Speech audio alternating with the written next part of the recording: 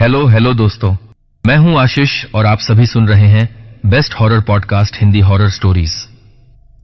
आशा करता हूं कि आप सभी बहुत अच्छे होंगे। भूत प्रेत, पिशाच और शैतानों की रोमांचक कहानियां आपको इस चैनल पर सुनने को मिलती हैं। अगर आपको ऐसी ही वीडियोस देखना पसंद है तो हमारे इस चैनल को सब्सक्राइब करना ना भूलें।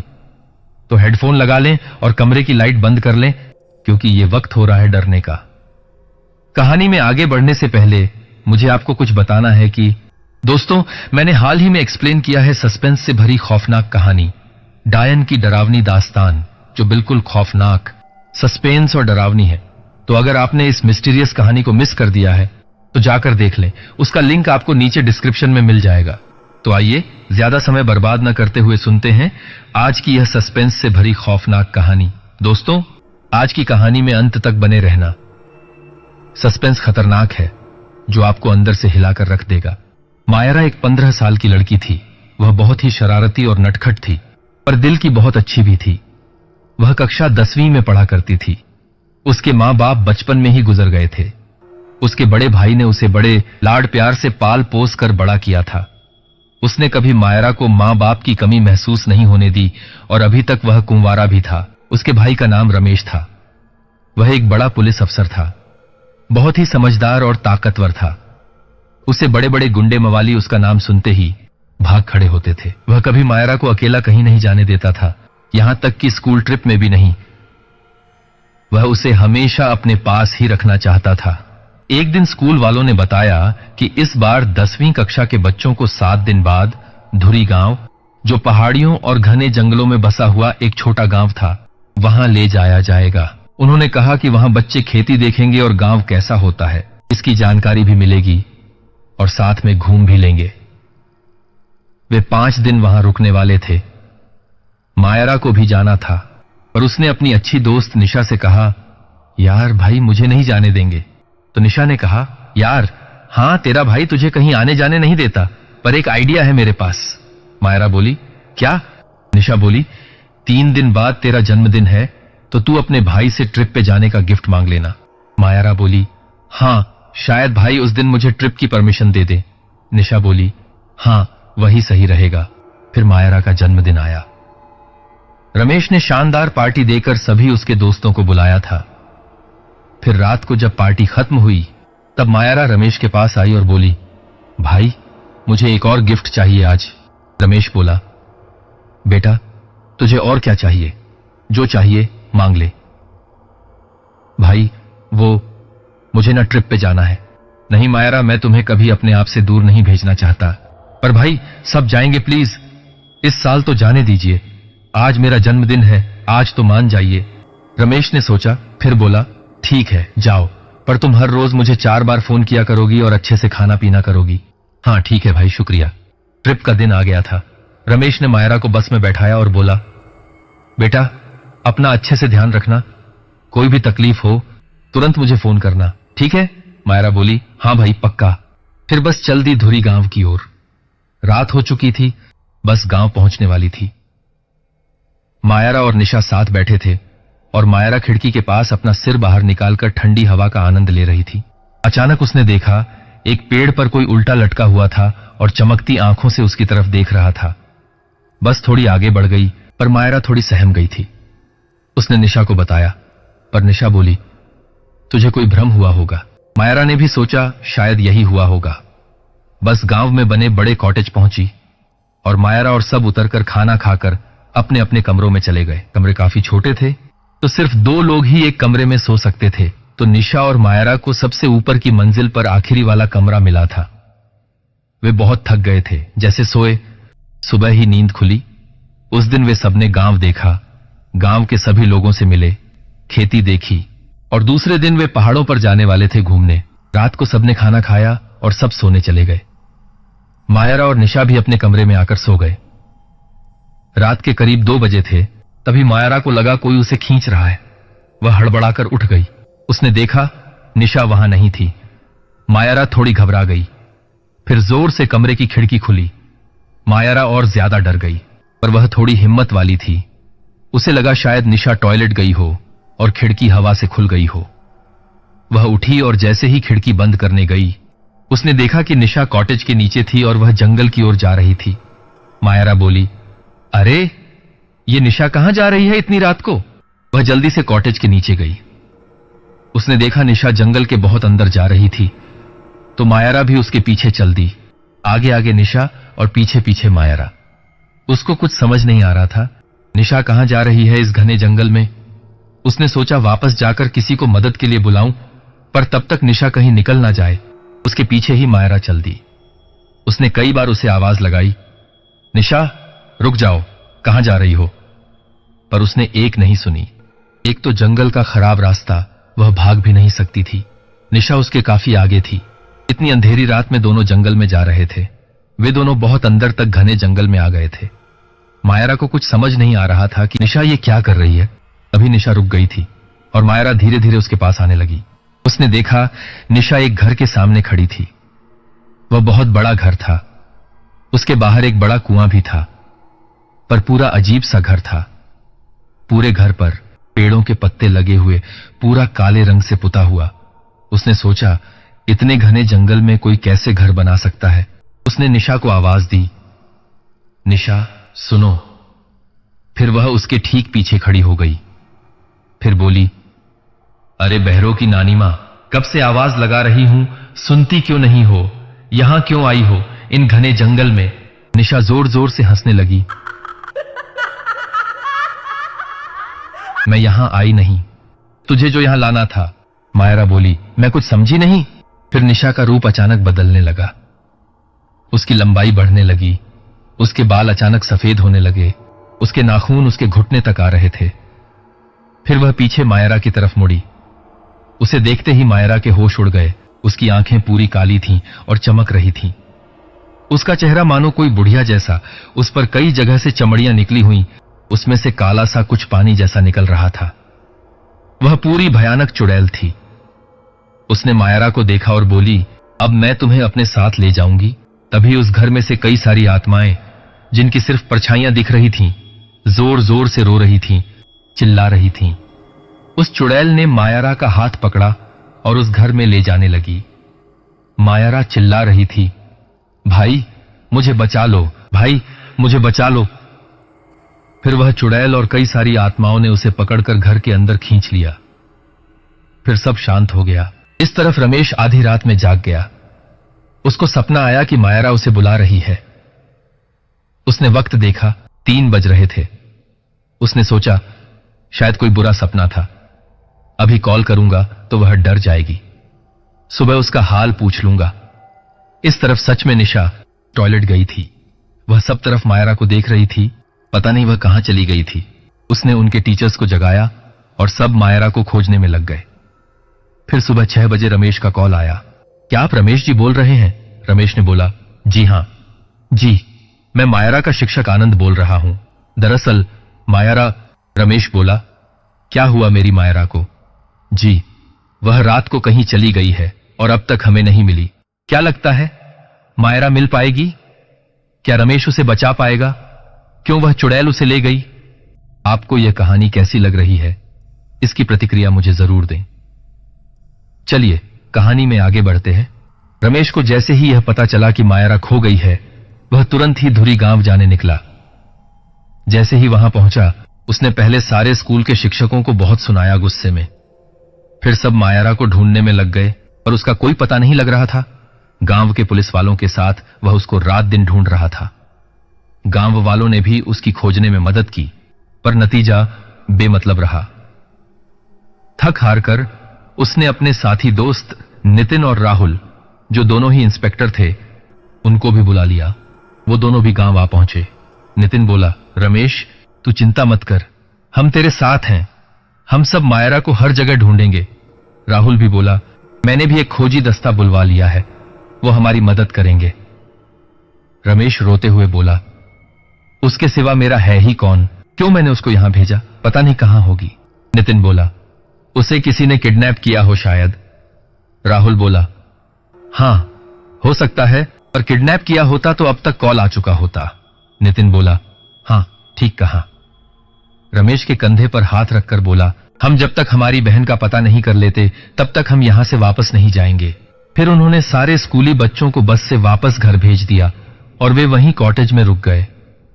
जांच करने और खोजी टीम भी आ चुकी थी। गांव के सरपंच मोहन जी भी रमेश को दिलासा दे रहे थे कि सारे गांव वाले उनके साथ हैं।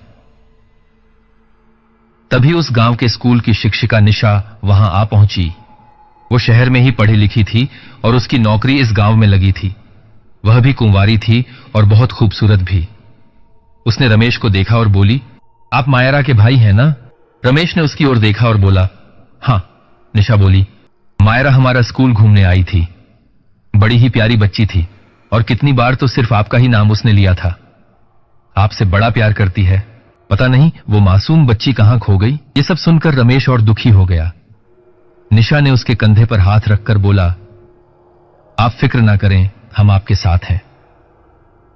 फिर लगातार कई दिनों तक मायरा की खोज की गई पर वह नहीं मिली।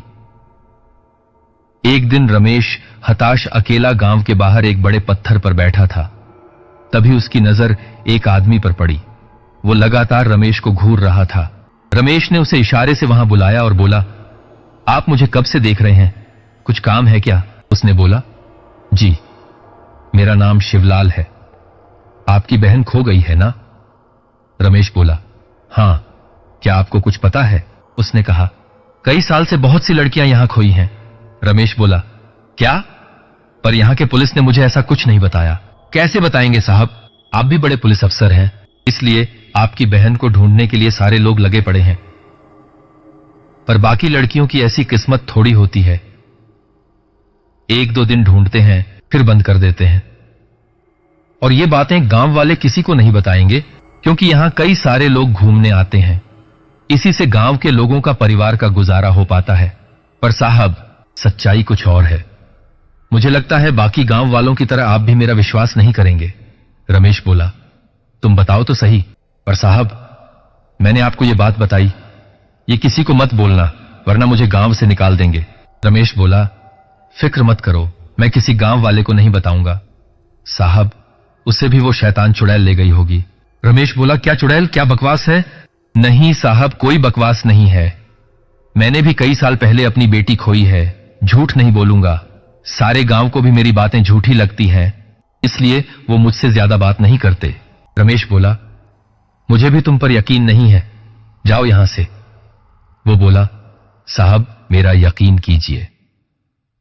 पर रमेश गुस्से से वहां से चला गया। उस दिन के बाद भी मायरा को बहुत खोजा गया पर वो नहीं मिली। एक दिन रमेश, नितिन और राहुल बैठकर आगे क्या करना है सोच रहे थे। तभी निशा वहां आई। रमेश को बोली, मैं समझ सकती हूं तुम्हारी हालत, पर तुम हिम्मत मत हारना। निशा जा रही थी पर रमेश किसी और सोच में डूबा था। तभी नितिन ने उसे हिलाया। क्या हुआ रमेश? तभी रमेश चौंका। उसने बोला, इतने दिन से हम मायरा को ढूंढ रहे हैं, अब तक हमें नहीं मिली। फिर उसने बताया, गांव के बाहर मिले शिवलाल ने उसे बताया था कि चुड़ैल ऐसा करती है। तभी निशा बोली, अच्छा वो? पर उनकी बातें गांव वाले सच नहीं समझते, उनको लगता है वो झूठ बोलता है। राहुल बोला, पर मैं भूत प्रेत या चुड़ैल उस पर यकीन करता हूं। नितिन बोला, सब बकवास बातें हैं। राहुल बोला, इतने दिन हो गए, खाली बैठने से अच्छा उसकी बातें सुन लें और वो भी ट्राई कर लें। रमेश ने सोचा, फिर बोला, ठीक है, चलो उसके पास। नितिन बोला, ठीक है, देखते हैं चुड़ैल होती है या नहीं। सभी शिवलाल के घर पहुंचे। वो सबको देख चौंक गया। फिर रमेश ने उसे कहा, हमें बताओ कौन चुड़ैल मेरी बहन को ले गई है।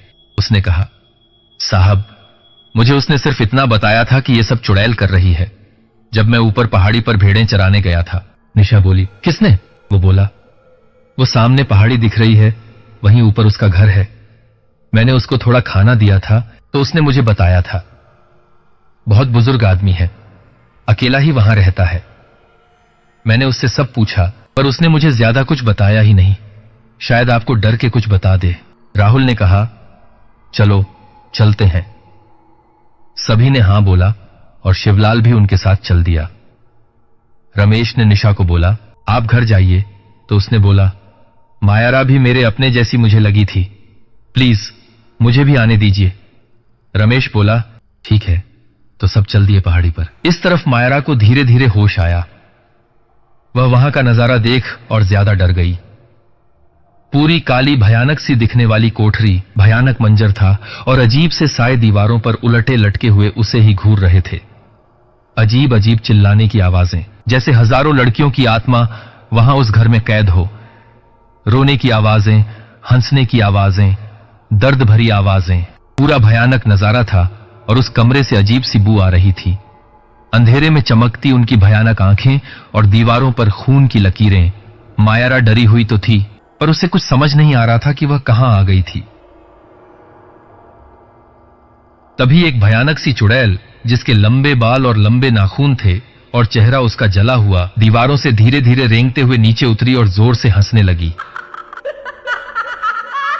और मायारा को देखकर बोली, आ गई ना तू भी यहां मरने। अब तू यहां से नहीं जा सकती। तू हमारी दुनिया में आ गई है, कोई तुझे बचाने नहीं आ सकता। वह बुजुर्ग चुड़ैल अमावस्या के दिन तुझे मारकर तेरा खून पिएगी और फिर उसकी शक्ति और ज्यादा बढ़ जाएगी। वो सब इंसानों को मार देगी। उसे कोई नहीं रोक सकता।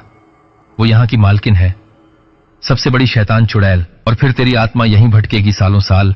तू यहीं तड़पेगी।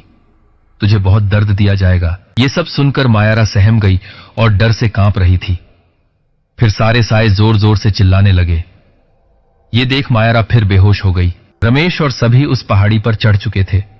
सामने एक टूटा फूटा घर था, लकड़ी से बना हुआ। सब उसके अंदर चल दिए। दरवाजा खुला ही था तो राहुल ने आवाज लगाई, कोई है क्या? सामने से एक करीब 85 साल का बुजुर्ग बाहर आया, कपड़े फटे हुए, चेहरा झुर्रियों से भरा पड़ा। उसने कहा, आप लोग कौन हो? जाओ यहां से। शिवलाल बोला, पहचाना आपने मुझे? बुजुर्ग बोला, मुझे किसी को नहीं पहचानना। जाओ यहां से, मुझे अकेला छोड़ दो। निशा बोली, बाबा हमें कुछ पता लगाना है चुड़ैल के बारे में। बुजुर्ग बोले, जाओ यहां से, उस शैतान का नाम मत लो, जाओ। तभी रमेश गुस्सा हुआ, देखिए मेरी बहन खोई है, हम पुलिस वाले हैं, आपको भी शक के दायरे में लेकर अंदर कर सकते हैं। वो थोड़ा डर गया। वो बोला, नहीं साहब, मैंने कुछ नहीं किया। मैं तो सीधा साधा इंसान हूं और बुजुर्ग हूं और यहां अकेला रहता हूं। राहुल बोला, तो हमें सच्चाई बताओ। फिर उसने उनको अंदर बुलाया। सब बैठ गए। उसने कहा, जी वो चुड़ैल ही बच्चियों को ले जाती है। नितिन बोला, मुझे लगता है तुम बहक गए हो यहां अकेले रहकर। निशा बोली, आप इतने यकीन से कैसे कह सकते हैं कि यह किसी चुड़ैल का काम है? उसने सब पर नजर डाली और कहानी बताना शुरू किया। जी मेरा नाम हीरा राम है।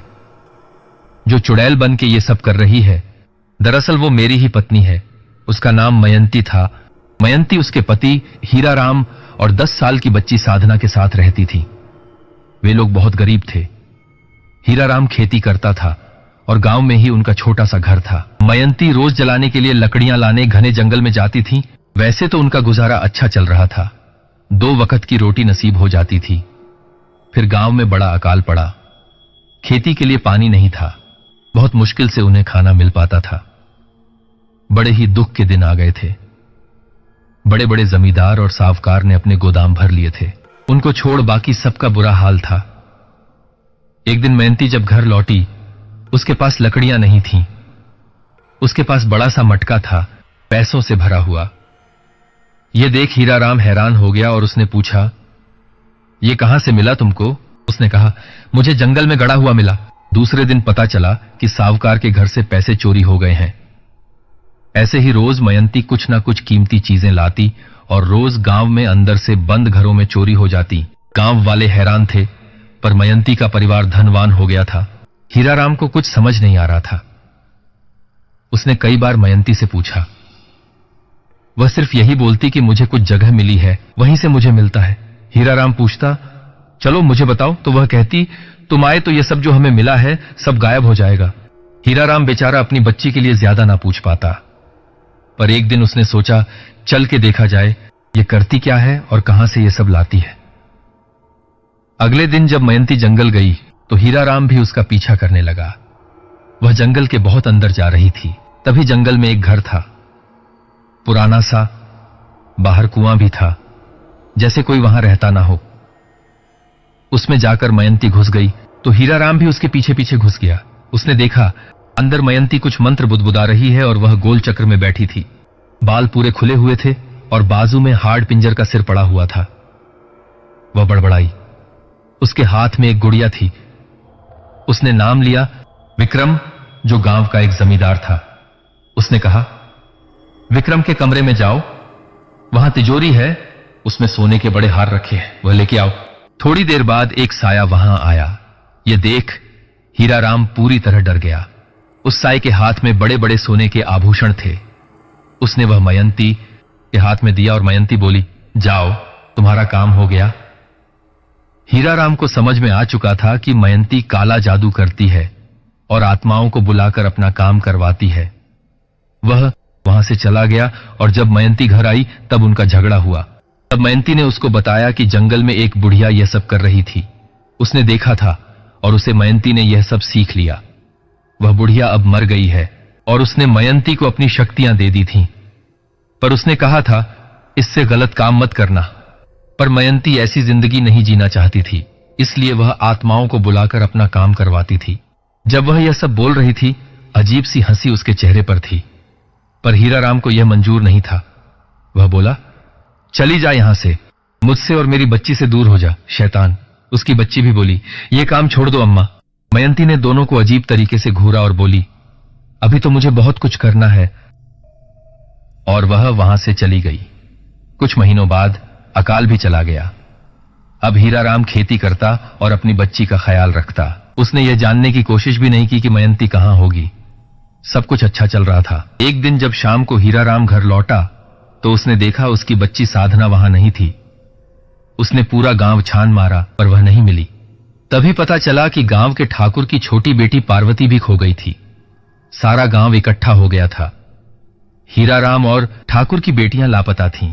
तब गांव के सरपंच जगदीश जी ने कहा, चलो सारे लोग जंगल और पहाड़ी सब जगह उन्हें ढूंढते हैं। तभी गांव का एक आदमी वहां आया। उसने कहा कि उन दोनों को उसने घने जंगल में मयंती के साथ देखा था। तभी हीराराम की तरफ सब देखने लगे। फिर हीराराम ने मयंती की सारी करतूतें गांव वालों को बता दी। सारे गांव वाले बड़े गुस्से में थे और हीराराम भी। उसने कहा वह उन्हें उसी घर में ले गई होगी। सारे लोग उसी तरफ चल दिए। जब वे घर के अंदर गए, सारे लोग सहम गए। उस शैतान औरत ने उन दोनों को उल्टा लटका दिया था और दोनों के शरीर चाकू से काट दिए थे। दोनों मर चुकी थीं। वह नीचे बैठ उनके खून से नहा रही थी। बड़ा ही भयानक मंजर था। हीराराम ने उसकी ओर देख बोला, शैतान चुड़ैल, अपनी बच्ची तक को तूने मार दिया। वह गुस्से से पीछे देखकर बोली, मुझे जवान होना है, इसीलिए इनको मार दिया। सारे लोग इतना गुस्सा हुए कि उन्होंने मयंती को उसी घर के खंबे से रस्सी से लटका दिया। फिर उसको आग लगा दी और पूरे घर को भी आग लगा दी। मरते वक्त मयंती चिल्लाई, मैं वापस आऊंगी, सब गांव वालों को मार दूंगी। और यह बोलते हुए वह पूरी जल गई। फिर हीराराम ने पूरा परिवार खो दिया था। तो उसके बाद हीराराम भी गांव छोड़ पहाड़ी पर अकेला रहने चला गया, जहां कोई उसे देख ना सके। सबसे दूर, जहां सिर्फ वही हो और कोई नहीं। यह सब बोल के हीराराम रो पड़ा। वह बोला, उस शैतान ने मेरी बच्ची को नहीं छोड़ा। अब वह वापस आ गई है सबसे बदला लेने। निशा बोली, आपको कैसे पता चला कि वह वापस आ गई है और वह मायरा को ले गई होगी? मैंने उसको देखा था एक रात, जब मैं जंगल में लकड़ियां लाने गया था। सर्द हवाएं चल रही थीं और सूखी लकड़ियां घने जंगल में ही मिलती हैं। मेरी आग बुझ गई थी तो आधी रात में लकड़ियां लेने गया था। वह शैतान एक बच्ची को ले जा रही थी। अगर मैं बचाने जाता तो वह मुझे मार देती। फिर मैंने दूसरे दिन शिवलाल को बताया। मुझे लगा इसने बताया होगा गांव में, पर मैंने इसे यह नहीं बताया कि वही मेरी पत्नी है। शिवलाल बोला, हां, पर मेरी बातें गांव वाले माने तब ना। मैं बोल बोल के थक गया। रमेश बोला, अभी वहां चलते हैं, चाहे कोई भी शक्ति हो, मैं मायरा को वापस लाऊंगा। हीराराम बोला, वह घर आपको नहीं मिलेगा। नितिन बोला, क्यों? वह घर शैतानी घर है। वह आधी रात के बाद ही दिखता है और जंगल में अपनी जगह बदलता रहता है। उसे ढूंढना है तो रात में ही खोजना पड़ेगा, और किस जगह वह उपस्थित होगा यह किसी को नहीं पता। और आप वहां चले भी गए तो उसका सामना करना आपके बस की बात नहीं। इस तरफ उस कोठरी में अचानक से चिल्लाने की आवाजें बढ़ने लगीं। सारे साए डर के यहां वहां चिल्ला चिल्लाकर भाग रहे थे। तभी कोई उस कोठरी में आया। वह मयंती शैतान चुड़ैल थी। उसे देख सारे साए एक जगह खड़े हो गए। वह धीरे धीरे मायरा के पास आई। मायरा अभी भी बेहोश पड़ी हुई थी। उसने भयानक नजर से उसकी ओर देखा और अपने बड़े नाखून से एक चिरा उसके चेहरे पे मारा। उसमें से खून निकला। उसने थोड़ा खून अपने नाखून में लेकर उसे छका और बोली, स्वादिष्ट है। बस 2 दिन और फिर अमावस्या को इस लड़की को मार के इसका खून पीकर मुझे सारी शक्तियां फिर मिल जाएंगी। बस इस आखिरी लड़की की बलि दे दूं, फिर मुझे कोई नहीं रोक सकता। फिर मैं उन सारे गांव वालों को अपने साए भेज के भयानक तरीके से सबको मार दूंगी, किसी को नहीं छोड़ूंगी। मुझे जलाया था ना, अब मैं उन्हें जलाऊंगी। इस तरफ राहुल ने हीराराम से पूछा, क्या मायरा जिंदा होगी? उसने कहा, मुझे नहीं पता, उसने उसे मारा होगा या नहीं। रमेश बोला, मेरी मायरा को कुछ हुआ होगा तो मैं उस चुड़ैल के। तभी निशा बोली, ऐसा मत कहो, शायद अब तक वह जिंदा हो। हीराराम बोला, हां, वह हो सकती है। राहुल बोला, क्या आप हमारी मदद नहीं कर सकते? मैं आपकी मदद तो नहीं कर सकता, पर कोई और है जो आपकी मदद कर सकता है, और आपको पता भी लग जाएगा कि मायरा जिंदा है या मर गई है। और वह यह भी बता देंगे कि उस शैतान का घर अगली रात कहां होगा।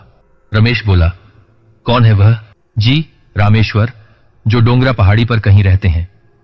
वह बड़े साधु हैं, शायद वह आपकी मदद करे। यहां से रितिर गांव की ओर वह बड़ी पहाड़ी है, अगर आप उन्हें खोज पाए तो पता लग सकता है। रमेश बोला, हम खोज निकालेंगे। और सभी ने हुंकार भरी। अगली सुबह रमेश, राहुल और नितिन निकल गए डोंगरा पहाड़ी की ओर। फिर जब वे रितीर गांव पहुंचे तो उन्होंने बहुत पता किया रामेश्वर जी के बारे में कि वह पहाड़ी के किस जगह रहते हैं, पर कुछ पता नहीं चला। और इतनी बड़ी पहाड़ी पर खोजने जाए तो महीनों लग जाए, इतनी बड़ी थी।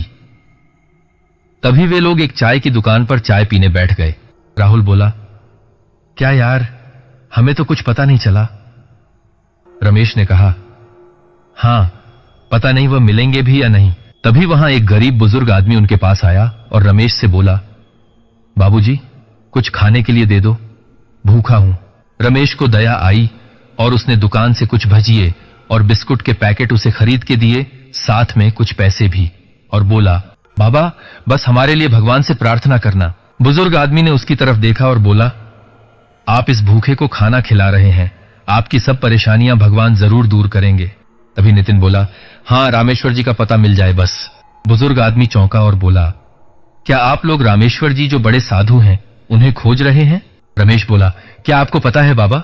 उन्होंने कहा, हां, करीब 2 साल पहले मैं पहाड़ी पर गया था और रास्ता भटक गया था, तो मुझे वहां एक कुटिया दिखी। मैं उसमें चला गया।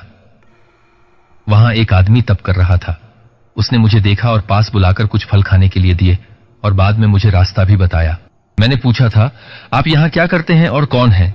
उन्होंने बोला, मैं एक साधु हूं, मेरा नाम रामेश्वर है और मैं यहां रहता हूं और भगवान शिव का तप करता हूं। फिर उन्होंने मुझे सही रास्ता दिखाया और नीचे भेज दिया। रमेश बोला, हमें जल्दी बताइए, वह पहाड़ी के किस जगह रहते हैं? बुजुर्ग आदमी ने बोला, जी, ज्यादा याद नहीं, पर जहां हनुमान जी का मंदिर आता है ठीक उसके ऊपर चलते जाइए, वहीं कहीं थोड़ी झाड़ियों के पीछे वह कुटिया है। राहुल बोला, चलो अभी चलते हैं। सबने उनका शुक्रिया किया और चल दिए अपनी राह की ओर रामेश्वर जी को खोजने। जब वे हनुमान मंदिर के ऊपर पहुंच रहे थे, नितिन बोला, यार कब से चल रहे हैं, यहां तो कोई आदमी तक दिखाई नहीं दे रहा, कहां होगी वह कुटिया? तभी राहुल बोला, देखो सामने पानी का झरना बह रहा है, चलो, हमारा पानी तो खत्म हो गया है, वहां जाकर थोड़ा पिया जाए, फिर वापस कुटिया खोजने में लग जाएंगे। रमेश बोला, हां ठीक है। नितिन और राहुल झरने का पानी पीने लगे। तब रमेश ऐसे ही आसपास घूम रहा था। उसे कुछ झाड़ियां दिखीं, उसने उसमें झांक कर देखा। उस पार छोटी सी कुटिया दिखाई दी। उसने जल्दी से नितिन और राहुल को बुलाया। तीनों को बड़ी खुशी हुई। वे जल्दी से उस कुटिया के अंदर चले गए। वहां रामेश्वर जी तप कर रहे थे। किसी के आने की उन्हें महसूस हुआ। उन्होंने आंखें खोली।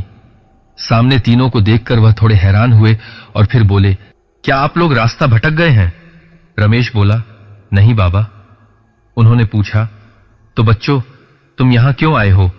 तब राहुल ने कहा, बाबा हमें आपसे महत्वपूर्ण बात करनी है और आपकी सहायता चाहते हैं। मेरी सहायता क्यों? तब रमेश ने पूरी सच्चाई उन्हें बताई और बोला, बाबा बस आप ही हमारा आखिरी रास्ता है, मेरी मायरा का पता लगाइए कृपया। रामेश्वर जी ने कहा, मैं समझ गया। मैं सालों से यहां भगवान शिव की आराधना करता हूं। वैसे इंसान को अपनी सहायता खुद करनी चाहिए, पर तुम्हारे सामने बड़ी शक्ति है तो मैं तुम्हारी मदद करूंगा, पर आगे का काम तुम्हें ही करना होगा। रमेश बोला, आप जो भी बोलेंगे हम करेंगे। ठीक है, मुझे थोड़ा ध्यान करना है, अपनी शक्ति से उसका पता लगाता हूं। थोड़ी देर बाद उन्होंने अपनी आंखें खोली। तीनों दोस्त उनकी तरफ नजरें गड़ाए बैठे थे। रमेश ने पूछा, बाबा हमें बताइए, क्या मायरा जिंदा है? बाबा बोले, हां वह जिंदा है। तीनों बड़े खुश हुए यह सुनकर कि उनकी मायरा अब तक जिंदा है, पर रामेश्वर जी ने कहा, उसे बचाना इतना आसान नहीं है। वह ऐसी दुनिया में है जहां से उसे लाना लगभग मुमकिन नहीं। रमेश ने कहा, क्या कोई उपाय नहीं है? बाबा बोले, एक है, पर किसी को अंदर जाकर उसे लाना होगा जिसमें बड़ा खतरा है। राहुल बोला, कैसा खतरा?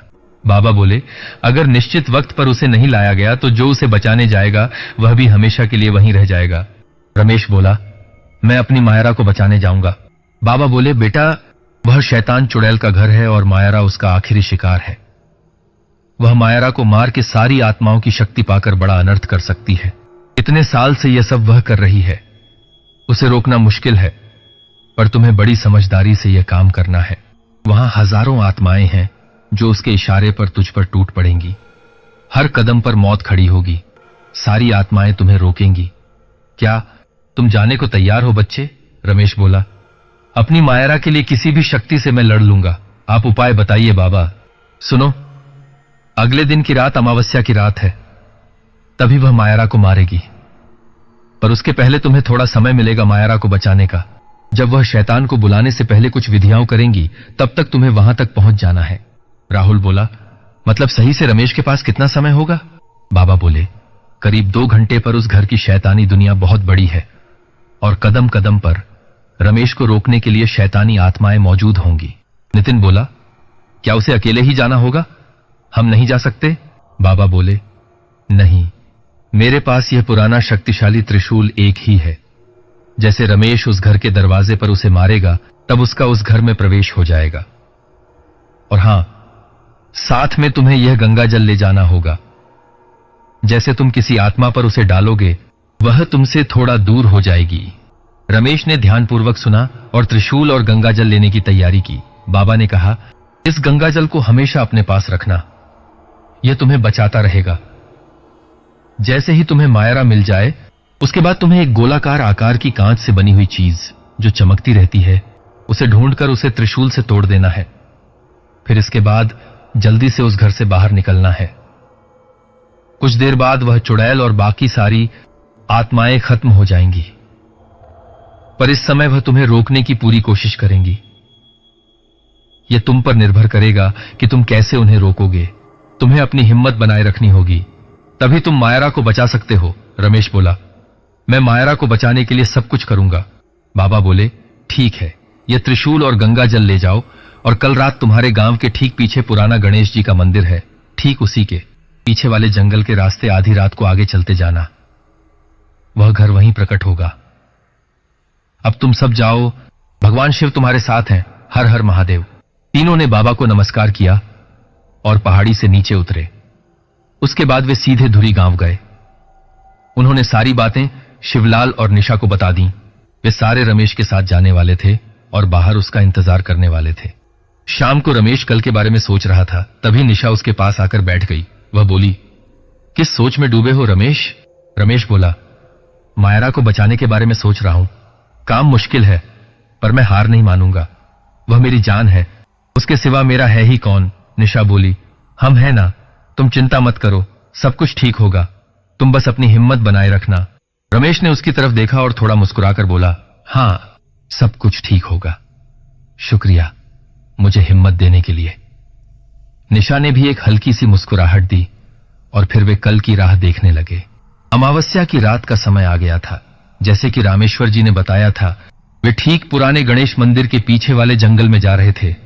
उनमें रमेश, नितिन, राहुल, निशा और शिवलाल था। वे सब कब से जंगल में रात को उस शैतानी घर की खोज में जा रहे थे कि तभी शिवलाल ने सबको रोका और बोला, देखिए वहां सामने वो शैतानी घर वहां खड़ा है। सबने उस ओर देखा। उनको खुशी हुई कि वो शैतानी घर मिल गया। सब शैतानी घर के पास पहुंचे। पूरा घर बाहर से ही इतना भयानक लगता था कि अंदर क्या हो सकता है, इसका अंदाजा पहले से ही लगाया जा सकता था। सबने रमेश को हौसला दिया और रमेश अकेला चल दिया उस घर की ओर। उस घर पर कोई दरवाजा नहीं था, तो रमेश ने हर जगह त्रिशूल से मारना शुरू किया। वह हर जगह त्रिशूल से वार कर रहा था कि तभी उसने वार किया और उसे बड़ा झटका लगा और वह उस शैतानी घर के अंदर आ गया। यह सब देखकर बाहर सबको अंदाजा लग गया कि रमेश का उस घर में प्रवेश हो गया है। निशा बोली, भगवान उसकी मदद करना। इस तरफ रमेश जैसे ही अंदर घुसा, उसने देखा पूरा घर मकड़ी की जाली से भरा पड़ा था और सारी दीवारों से खून बह रहा था। बाहर से भले छोटा लगता था, पर अंदर से बहुत बड़ा था। उसे अजीब अजीब सी चिल्लाने और रोने की आवाजें आ रही थीं। ऊपर सीढ़ियां थीं, तो वह उन पर चढ़कर ऊपर जाने लगा। तभी उसके दोनों पांव को किसी ने जोर से खींचा और सीढ़ियों से नीचे फेंक दिया। रमेश ने जैसे तैसे खुद को संभाला। उसने देखा और सहम गया। वहां सीढ़ियों पर 3 साए बैठे थे। वे तीनों चुड़ैलें थीं। लंबे बाल, चेहरा काला और आंखें लाल जिनसे खून बह रहा था। उन्होंने रमेश की तरफ देखा और बोली, देखो, आज शिकार आया है, इसका मांस खाएंगे। रमेश थोड़ा डरा, पर उसने खुद को समझाया कि इनसे डर जाएगा तो मायारा तक कभी पहुंच ही नहीं पाएगा। उसने उन तीनों की ओर देखा और बोला, मेरा मांस खाना है ना शैतानों, तो आओ। तीनों गुस्से से उड़ती हुई उसके पास आने लगी। तभी रमेश ने शीशी निकालकर उनके ऊपर गंगा जल डाल दिया। तीनों पर जैसे आग गिरी हो वैसे चिल्लाने लगीं, यहां वहां भागने लगीं और फिर गायब हो गईं। यह तो बस शुरुआत थी रमेश के लिए। फिर उसने सीढ़ियां चढ़नी शुरू की। वह जैसे ही ऊपर पहुंचा, वहां बहुत सारे कमरे उसे दिखाई दिए। उसने हर कमरा चेक करना शुरू किया। हर कमरे में उसका 2-3 चुड़ैलों से सामना होता गया, पर गंगा जल ने उसे बचाए रखा था और मायारा उसे अभी तक नहीं मिली थी। उसने सारे कमरे ढूंढ लिए थे, पर मायारा का कुछ पता नहीं चला। तभी उसने देखा कि ऊपर की तरफ छोटी सी सीढ़ियां बनी हुई थीं। वह उनके ऊपर गया। वहां एक ही बड़ा कमरा था। उसका दरवाजा भी बहुत बड़ा था। रमेश ने फिर त्रिशूल से उस पर वार किया। वह दरवाजे के आर पार हो गया, पर यह उसकी सबसे बड़ी गलती साबित हुई। वहां 100 से भी ज्यादा भयानक आत्माएं मौजूद थीं। कोई वहां उल्टा लटका था तो कोई रो रहा था। जैसे ही उन्हें पता चला कि कोई कमरे में आया है, सब भयानक तरीके से रमेश की ओर देखने लगीं। तभी रमेश ने गंगाजल निकाला, पर यह क्या? कुछ आत्माएं उस पर टूट पड़ीं और गंगाजल और त्रिशूल दूर जाकर गिर गए। सारी आत्माएं उसे मार रही थीं, उसे हवा में उठा के गिरा रही थीं। रमेश बेचारा करता भी क्या इन शैतानी शक्तियों के सामने। आत्माओं ने उसे जोर से फेंका और वह दूर जाकर गिरा।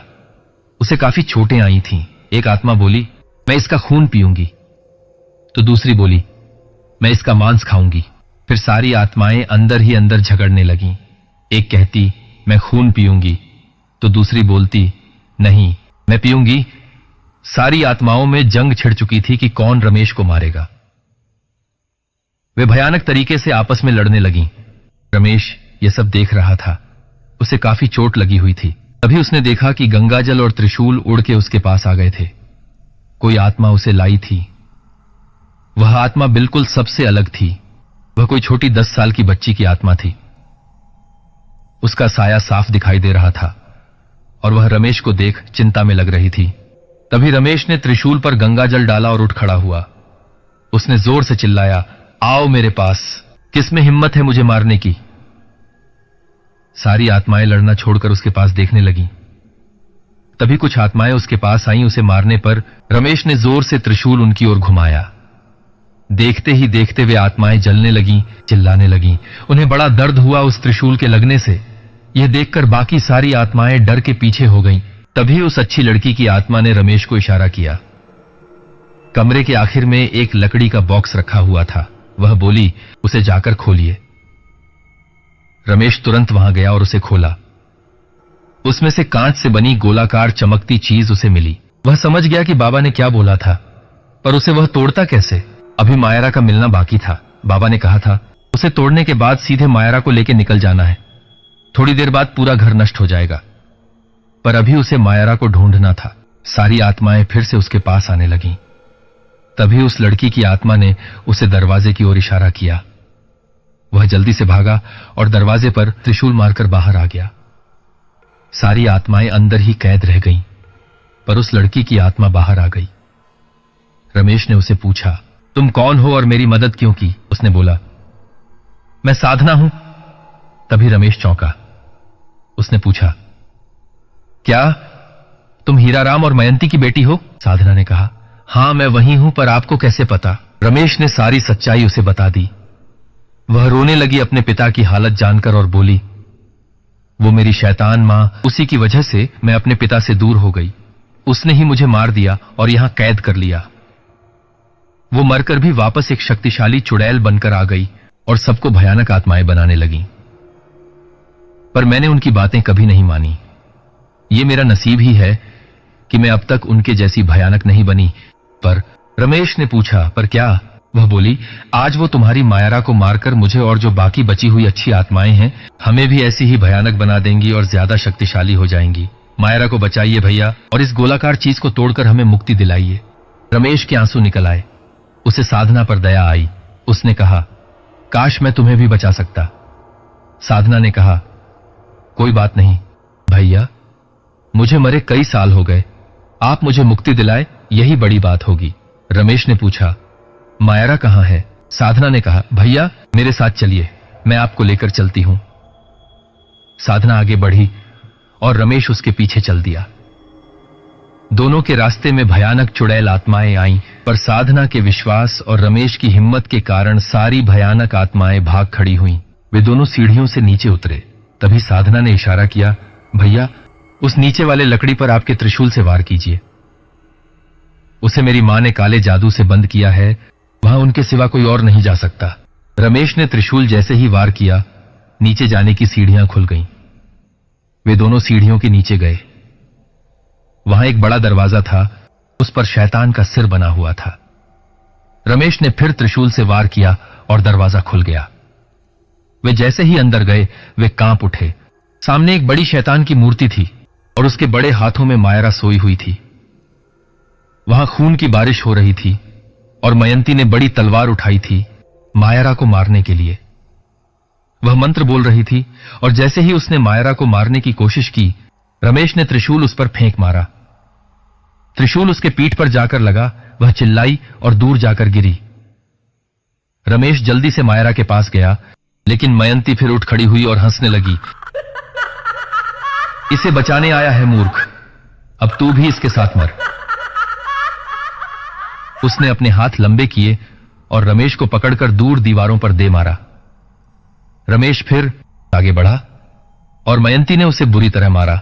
रमेश बेहोश हुआ और उसी वक्त रमेश के हाथ से त्रिशूल और गोला दोनों गिर पड़े। फिर मयंती अपने भयानक रूप में आने लगी। वह लंबी हो रही थी, आंखों से आग का लावा बरस रहा था, लंबे नाखून और उसकी भयानक हंसी, मानो शैतान की आत्मा उसे शक्ति दे रही हो। वह फिर से मायरा की ओर बढ़ी। तभी साधना उसके बीच में आ गई। वह बोली, नहीं मां, ऐसा मत करो, छोड़ दो इस मासूम लड़की को और कितनों की बलि दोगी। मयंती हंसने लगी, तू मुझे रोकेगी? भूल गई, मैंने ही तुझे मारा था और इसे मारने के बाद मैं तुझे भी मेरे जैसी बना दूंगी। साधना आगे बढ़ी उसे रोकने के लिए, पर मयंती ने उसे अपने एक हाथ से जकड़ लिया और दूसरे हाथ से तलवार लेकर मायरा को मारने जा रही थी। तभी रमेश को होश आया और उसने गंगाजल की शीशी मयंती के लंबे हाथों पर फेंक दी। वह शीशी उसके हाथों पर टूटी और गंगाजल उसके हाथों पर गिर गया। वह दर्द से चिल्लाने लगी। तभी रमेश ने भागते हुए त्रिशूल उठाया, लेकिन मयंती ने जैसे ही दूसरा हाथ उसकी तरफ बढ़ाया, साधना ने उसे पकड़ लिया और रमेश ने जोर से उस गोले पर त्रिशूल दे मारा। जैसे ही वो चमकता गोला टूटा, चारों ओर रोशनी फैल गई, चीखों की आवाजें आने लगीं और मयंती भी तड़पने लगी। उसी वक्त सारी दीवारें टूटने लगीं। रमेश ने मायरा को उठाया और वहां से भागा। साधना ने उसे दरवाजे की ओर ले जाने में मदद की। सारी भयानक आत्माएं उनके पीछे लग गईं, लेकिन रमेश बेतहाशा मायरा को लेकर दौड़ रहा था। तभी साधना ने इशारा किया दीवार की ओर और बोली, मेरे पिताजी को बोलना, मैं उनसे बहुत प्यार करती हूं। रमेश ने त्रिशूल मारा और मायरा को लेकर बाहर आ गया। जैसे ही वे बाहर आए, पूरा घर जलकर नष्ट हो गया। इस तरफ इंतजार कर रहे उनके दोस्तों ने उन्हें संभाला और गांव ले गए। मयंती का पूरा शैतान घर और वह खुद भी अब खत्म हो गए थे। मायरा जो बेहोश थी उसे होश आने लगा और रमेश को देखकर रोते हुए उसके गले लग गई। फिर रमेश ने सबको सारी कहानी बताई और सबको बड़ी खुशी थी कि दोनों सही सलामत बच गए थे और मयंती नाम की मुसीबत भी खत्म हो गई थी। फिर रमेश पहाड़ी पर हीराराम को मिलने गया और साधना के बारे में बताया। हीराराम अपनी बेटी को याद कर भावुक हो गया। फिर रमेश ने उसे पहाड़ी से नीचे लाकर गांव में एक मकान दिलवा दिया और साथ में पैसे भी दिए। मायरा और रमेश घर जाने की तैयारी कर रहे थे, तभी निशा वहां आई। मायरा ने चुटकी लेते हुए कहा, भाई हमारा एक और सामान यहां रह गया है। रमेश ने पूछा, कौन सा? मायरा बोली, भैया आपको याद है आपने बताया था कि जब आप स्कूल में थे तब आपको एक लड़की पसंद थी, पर आप कभी अपने दिल की बात नहीं बोल पाए। रमेश ने कहा, पर वो तो बचपन की बात है, जब मैं स्कूल में था। मायरा बोली, भैया वो लड़की यही है निशा। रमेश चौंका, कैसे? मायरा ने कहा, जब मैं इनके स्कूल घूमने गई थी तो इन्हें देखकर मैंने मान लिया था कि यही मेरी भाभी बनेगी, तो मैंने इनको आपके बचपन के फोटोज भी दिखाए थे। तब निशा बोली, मैं भी आपको जानती थी और पसंद करती थी और आप ही के स्कूल में थी। रमेश ने कहा, क्या आप वही हैं? पर आप कितनी बदल गई, बिल्कुल वैसी नहीं लगती। निशा ने हंसते हुए कहा, आप भी तो वैसे नहीं दिखते अब। रमेश ने पूछा, आपने मुझे पहले क्यों नहीं बताया? निशा ने कहा, कैसे बताती, आप आए तब मायरा खो गई थी और यह सही वक्त नहीं था। मायरा बोली, तो आप मेरी भाभी बनेंगी ना? और सभी हंसने लगे। कुछ महीनों बाद उनकी शादी हो गई और वे तीनों खुशी से रहने लगे। तो दोस्तों, ये कहानी यहीं पर समाप्त होती है। आप लोगों को मेरी कहानी कैसी लगी मुझे कमेंट में जरूर बताइए। अगर आपको पसंद आई हो तो वीडियो को लाइक करके अगली नई कहानी का पता चलने के लिए चैनल को जरूर सब्सक्राइब कर दें और इस वीडियो को जितना हो सके उतना शेयर करें। तो मिलते हैं आपसे अगली वीडियो में। कहानी कैसी लगी जरूर बताना। धन्यवाद।